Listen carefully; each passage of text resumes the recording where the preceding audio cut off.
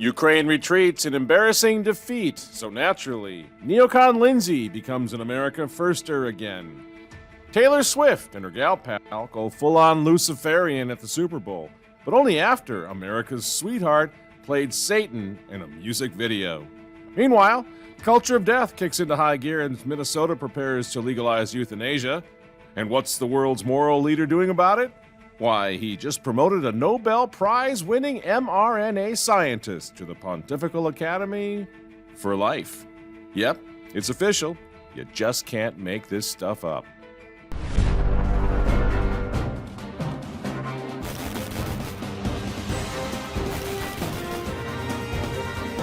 Good evening, ladies and gentlemen. I am Michael Matt, and this is the Remnant Underground, coming to you from remnant-tv.com exclusively. So, are we all ready for World War III? Something's going to come this year, right, to upset the election. It seems like that's what the Uniparty wants, and I'm ready to send this guy as much money as he needs. Бажаю здоров'я, шановні українці, українки. Є позитив зі Сполучених Штатів. Щойно Сенат проголосував за продовження підтримки нашої країни. Я дякую лідеру більшості в Сенаті Чаку Шумеру та лідеру республіканців Мітчу МакКоннеллу за рішучість та морально сильний вибір.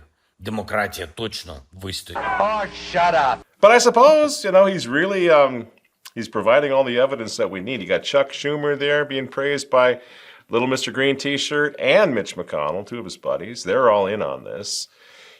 Friends, this has become such an obvious travesty. Of course, we've been talking about this travesty since it started for 2 years come this March. But now it's become such an obvious travesty that even Mr. Neocon himself is actually incredibly tapping the brakes.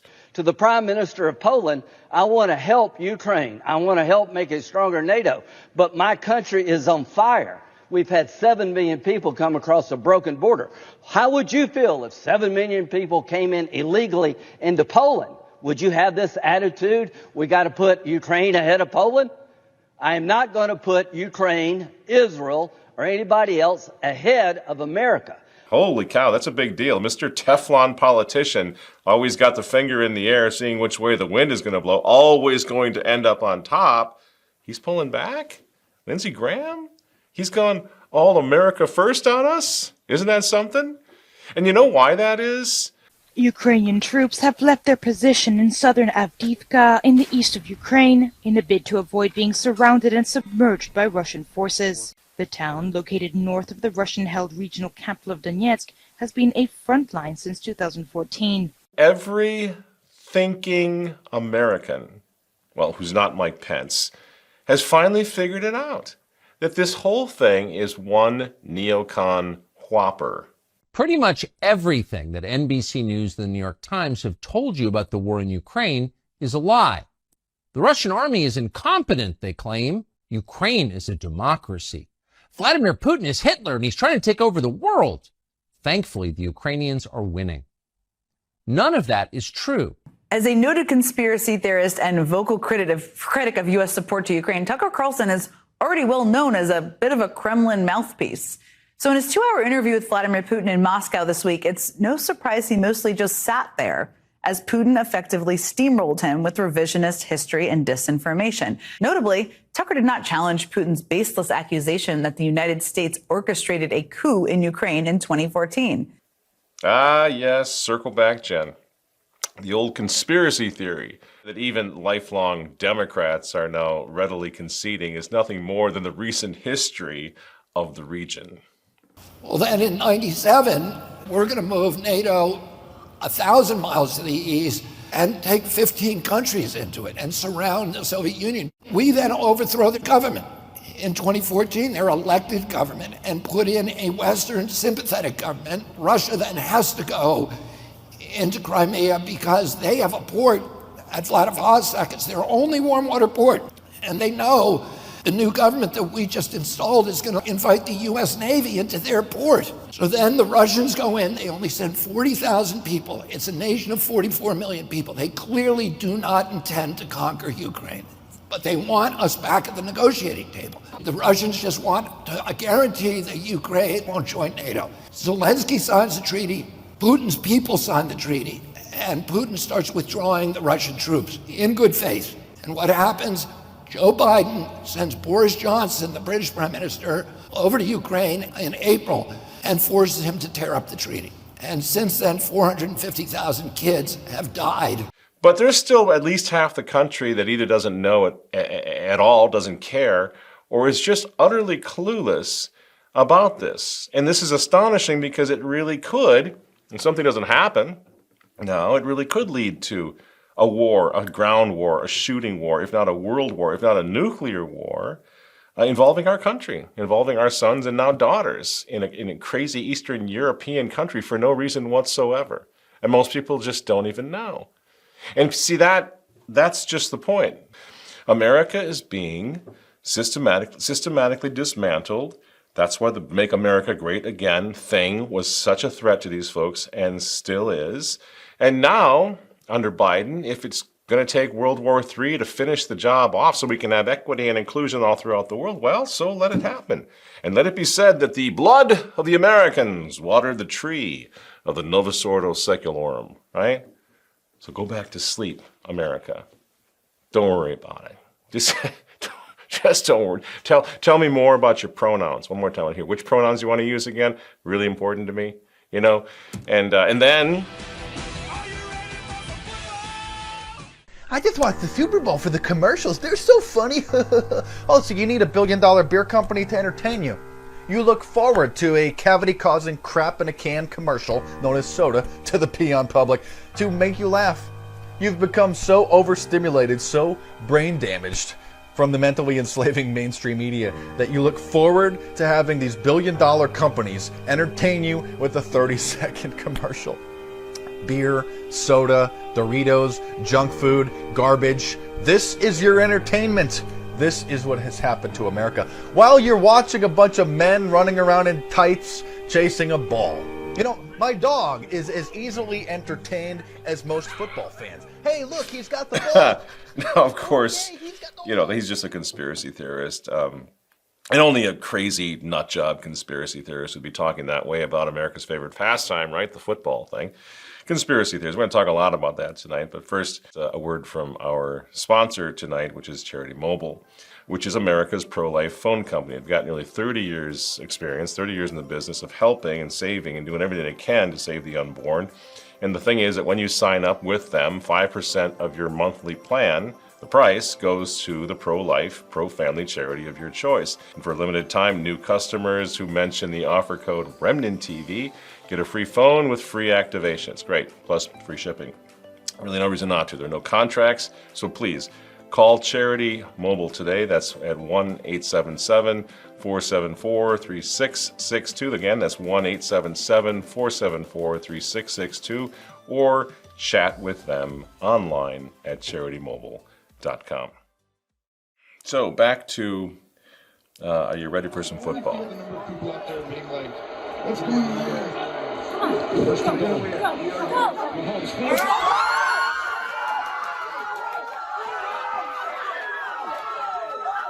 By the way, I didn't watch the Super Bowl. This is just, today I was going through the clips going, holy cow, what has happened, you know? Some really family-friendly blasphemy in the commercial lineup this time. I love your precious heart.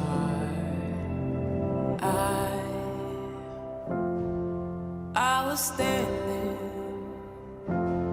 you were there, two worlds collided. That's seriously weird. And I smell a little Francis in that one, don't you? But I think we should just let the Babylon Bee connect the dots.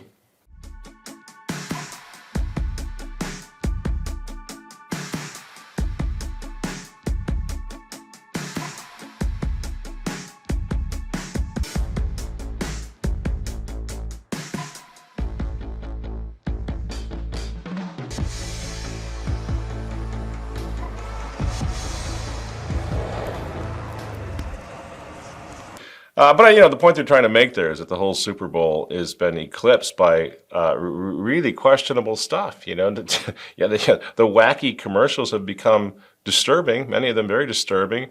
Also, the Super Bowl this year, as we talked about 2 weeks ago, being eclipsed by something called Taylor Swift, which is this guy's girlfriend, right, Walter? Is that how that works? I believe so. Yes, the guy who was screaming at his coach, right? I don't know a single thing about Taylor Swift. Do you? I can't think of a song. Doesn't matter. Doesn't matter. Yeah. Excellent. Okay. So all I do know is that she has millions of minions, and they can't get enough of her really radical extremism. Well, for some reason, even a lot of traditional Catholics are still running around thinking she's a Christian of some sort. But this is much more what Dear Taylor stands for. I got my census the other day, and there were two choices for gender. There was male and female.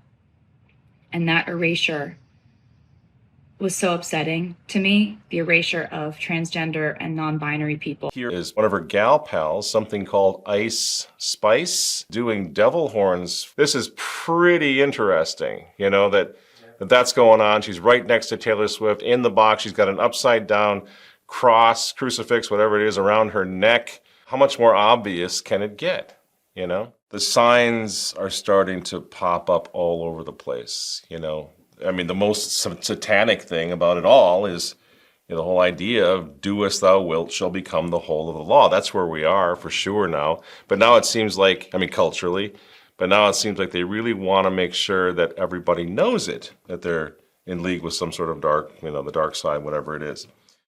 And meanwhile, of course, Taylor Swift's love interest in this national feel-good fairy tale also has an important message for the masses. Travis, did you know you can get this season's COVID-19 shot when you get your flu shot? Two things at once. Two things at once! Two things at once! Travis, ask about getting this season's COVID-19 shot when getting your flu shot. So what are we actually looking at here? What are we looking at? Where does it typically end up? And just precisely who the hell do you think should go? And just exactly how? So, the question is what to do about it. And I guess that's what we're going to talk. Holy cow. The YouTube cops are here in the underground. That means we gotta make a quick change. The red light is flashing. So if you are watching us on YouTube, I'm very sorry. But you will have to now go over to remnant-tv.com for part 2, The Cult of Death. It's remnant-tv.com where all the cool kids are hanging out, and we'll see you over there. So here's the thing, friends. As you know, being aware of what's happening, being fully cognizant of what's going on is the best way to begin to do something about it. You first have to admit there's a problem. We're still working on that. I think we still have the big microphone people out there spreading mis and disinformation about how fantastic Pope Francis actually is. You just got to read the right translations. Check the footnotes, Got a little work to do. Most people are waking up, which is thanks be to God, So what do we do? What are we doing right now? What should we do? I think the first thing we have to do is we got to stop the silence. That's why we're transitioning over from YouTube, by the way. No more pulling punches. No more editing ourselves. No more. Not doing that anymore. Stop the silence. We got to pray, of course. We have recourse to Our Lady, to the power of the Rosary. And then we go out into the street and we demand an accounting of everyone, including the Vatican, including Pope Francis. Stop defending the indefensible. This man is indefensible now. Stop defending him. And then we personally have an obligation. Once you become very aware of the extent to which evil is triumphing in the world, then we need to set ourselves apart. We need to be willing to suffer anything, to be mocked even for being different than everybody else. We may have to miss the Super Bowl moving forward. We may have to sit it out. We may have to stop listening to the music and watching the movies. You never know. It might be that we have to do that. But that's not exactly being beheaded for Christ, is it? It's not exactly being burned at the stake, is it? I always say to my kids, you got to start practicing for martyrdom now. You got to start denying yourself some of this stuff if you have any hope of coming through in the end. This is easy. A Super Bowl? Are you teasing me? We have to be willing to die for the truth of Jesus Christ. Die for the defense of Jesus. That's not me. That's what you all learned and promised when you were confirmed, that you would rather die than deny the faith of Jesus Christ. Well, the folks that are entertaining us right now are mocking Jesus Christ at every chance that they can get. They're destroying our children, their souls, their morality, their minds, and their bodies. So Lent is here. We're all trying, right, to hang on by our fingertips, keep the faith. Lent is here, trying to become better people. I know it's difficult, but we need to have conversations. How can we help each other be better people? I think maybe one of the things that we should do is we should be preparing for spiritual war. Get ready for it. Each and every one of us should resolve right now to come out from among them, to take your family and take your children out from among them right now. They're the living dead. They're vampires. They're killers. They're psychos. Come out from among them. And remember this, we've talked about it before, but it's so important right now, where they're literally not only are people afraid to speak, but big tech, everybody's forcing us into silence. I think it's really, really important to remember that all that is necessary for evil to triumph is for good men to do nothing, and good women to do nothing, and good young people especially to do nothing. Young people out there, are you ready? Are you ready? I think you are. I've met lots of you, like on the Sharp pilgrimage and around the world at conferences, Catholic Identity Conference. I've met a lot of you. I think many of the young people are ready for this war, ready to answer the call, ready to sacrifice for Christ, for the truth of Christ, right? How can we expect righteousness to prevail? Asked one of my little heroes, Sophie Scholl, moments before she was beheaded for speaking out against the Nazi regime. They took her head off for it. How can we expect righteousness to prevail when there is hardly anyone willing to give himself up individually to a righteous cause, she said. And then her very last words on earth, it's a splendid sunny day, and I have to go. You see, Sophie Scholl was willing to give herself up. She was willing. And she was, 21 years old when she died? I don't remember. Just a young, beautiful girl, gave up everything, And she was so at peace with this horrific death that she faced in a courtyard where there's a guillotine standing there. So at peace that she takes the time to appreciate the sun, the warm light of the sun on her face as she approaches this guillotine, this Nazi guillotine. And then her martyrdom, that's what changed the situation. That's what changes the history. See this all the way back to the beginning of Christianity. The martyrs are the ones that changed history far more dramatically than most of the crusades were failures. There were good men who were trying to, but the martyrs were massive successes, weren't they? It's on their bones and in their blood that Christ built Christendom, right? They changed history.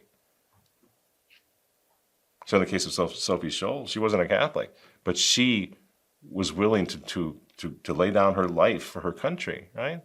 As were so many of the great heroes of that time that we need to look to right now, because we're living through a very similar situation. There were martyrs in the Soviet Union, martyrs in Nazi Germany, martyrs throughout Europe during the Second World War. Men like Father Maximum Kolbe, the 10 martyred Polish sisters of the Holy Family of Nazareth, executed by the Gestapo in August of 1943.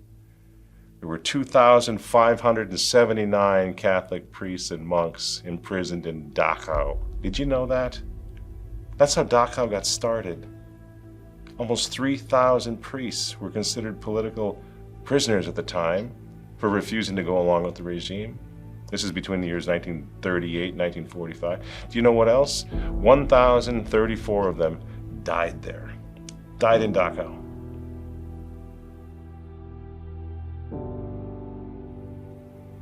So that's what Christians used to be willing to do and ready to do for the cause of truth.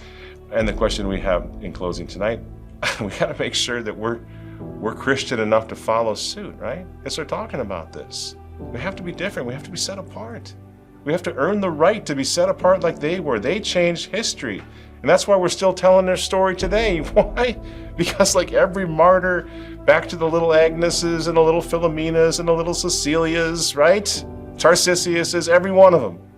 They knew that evil would triumph if they did nothing. And so, the Super Bowl, the vaccine, your stupid pronouns, really, friends, seriously, to hell with all of it.